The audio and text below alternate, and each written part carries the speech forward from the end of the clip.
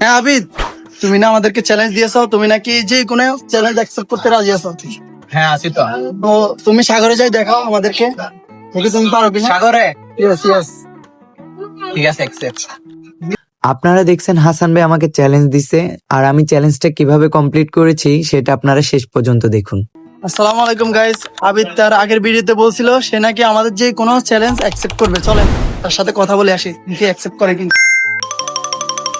হ্যাঁ আবিদ, তুমি না আমাদেরকে চ্যালেঞ্জ দিয়েছো, তুমি নাকি যে কোনো চ্যালেঞ্জ অ্যাকসেপ্ট করতে রাজি আছো। হ্যাঁ আছি তো। তো তুমি সাগরে যাই দেখাও আমাদেরকে, দেখি তুমি পারো কিনা। সাগরে ইয়েস ইয়েস। ঠিক আছে, অ্যাকসেপ্ট। কখন যাচ্ছ তাহলে? আজ কখন যাবো?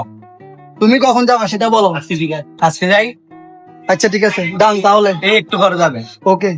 আচ্ছা ঠিক আছে। তুমি আমাকে মনে করছো যে আমি এগুলো শুনলে আমি যাবো না। আচ্ছা দেখা যাবে তো, দেখা যাবে তো, তোমার কত সাহস আছে দেখা যাবে। আচ্ছা ঠিক আছে গাইস, চ্যালেঞ্জ অ্যাকসেপ্ট।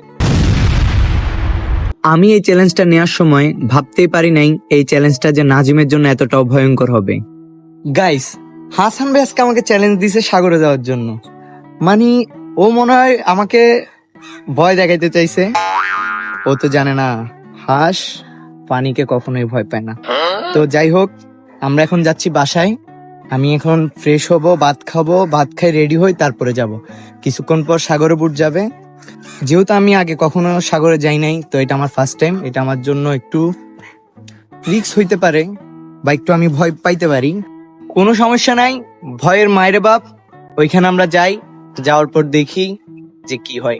আপনারা ভিডিও শেষ পর্যন্ত দেখবেন। তো বাসা থেকে আম্মুকে বলে বের হইলাম, আর যেহেতু আমি বাথরুম ছাড়া সব জায়গায় হাসান ভাইকে নিয়ে যাই, তো যেহেতু আমাকে চ্যালেঞ্জটা দিছে, সেই চ্যালেঞ্জ আমি ওকে শুনিয়ে যাব।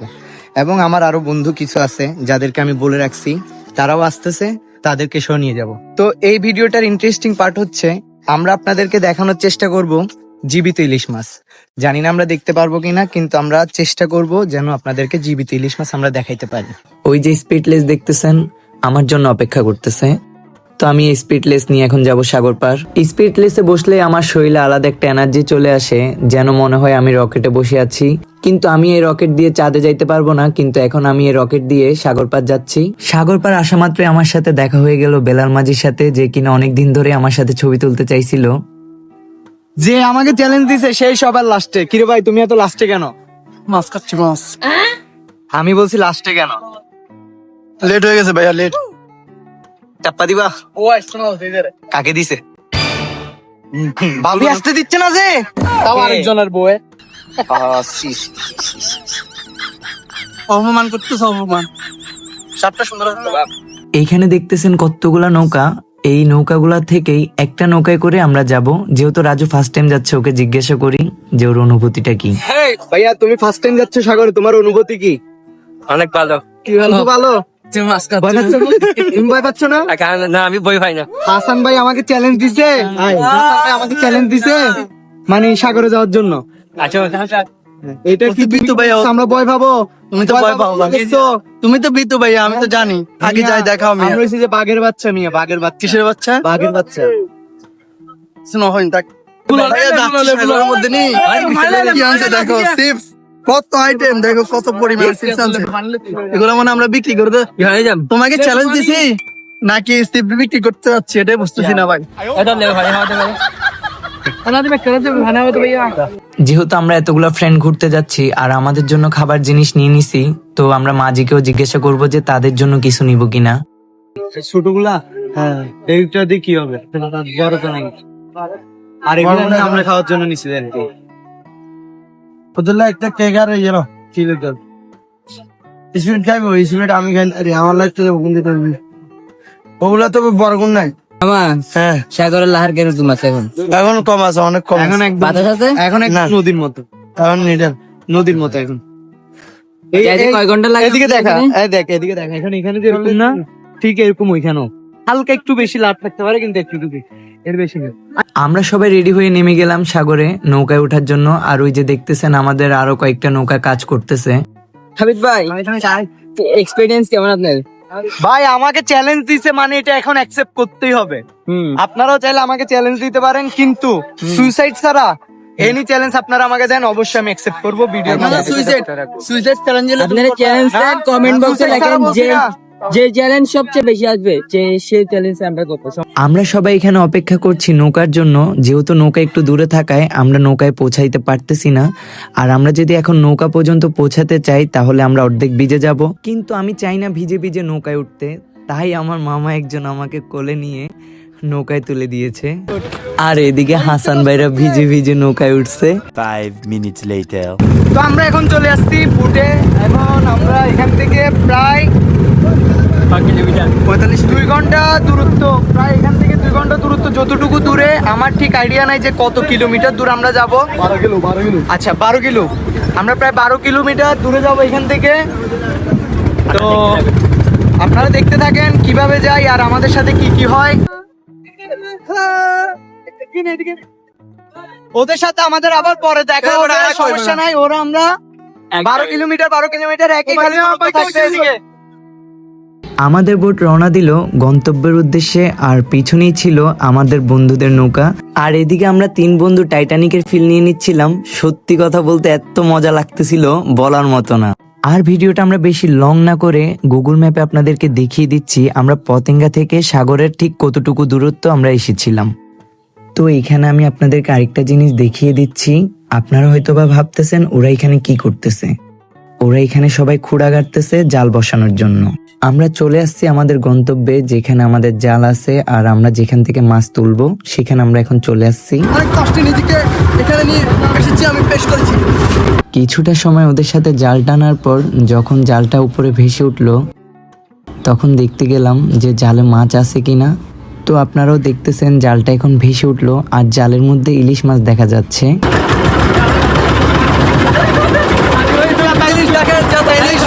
আজকে দেখলাম কিভাবে মরতেছে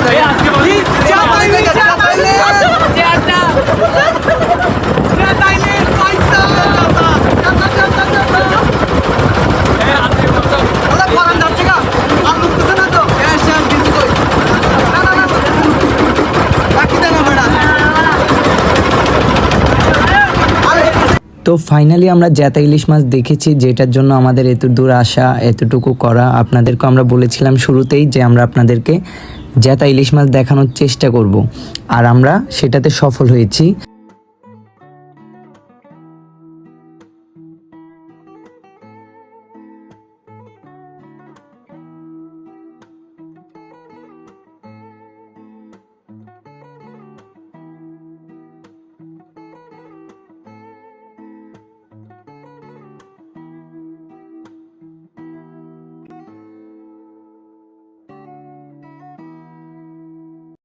দেখেন জাল ঠিক করার জন্য সাগরের মাঝখানে নামে গেছে।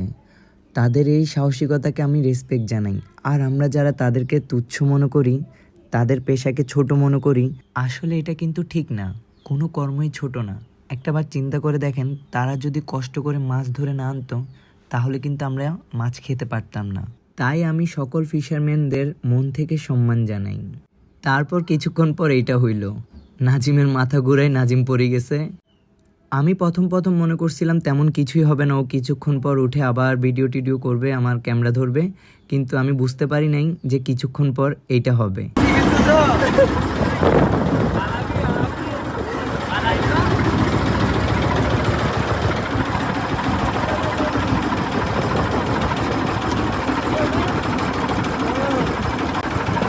একটা রিভিউ ভাইয়া আসবি বমি করার পর ভাল লাগতেছে রে। আর আসবি আমার মামা আবার আসবি বলে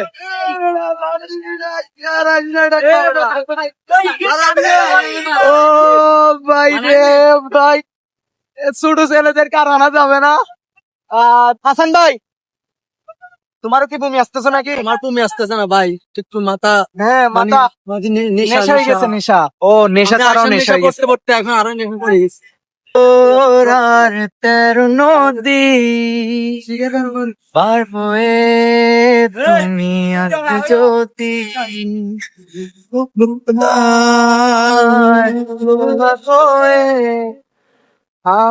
তুমি ভালো লাগবে যদি, ও ভাব দেউ দেখ কিন্তু কিছুক্ষণ পর নাজিমের সাথে সাথে আমার বন্ধুদের অবস্থা খুব খারাপ হয়ে গেছে। গাইস আমাদের তো আমার সাথে যারা যারা ছিল তাদের সবার অবস্থাই খুব খারাপ। একজন বমি করে দিয়েছে, একজন লেডি গেছে, আর তো এখন আমরা চলে যাচ্ছি বাসায়, আর যাওয়ার সময় নৌকাটা আমিই চালাচ্ছিলাম। তো হেই গাইস, ভিডিওটা কেমন লেগেছে অবশ্যই কমেন্ট করে জানাবেন। যদি ভালো লেগে থাকে তাহলে লাইক, কমেন্ট, শেয়ার করে চ্যানেলটা সাবস্ক্রাইব করে দিবেন।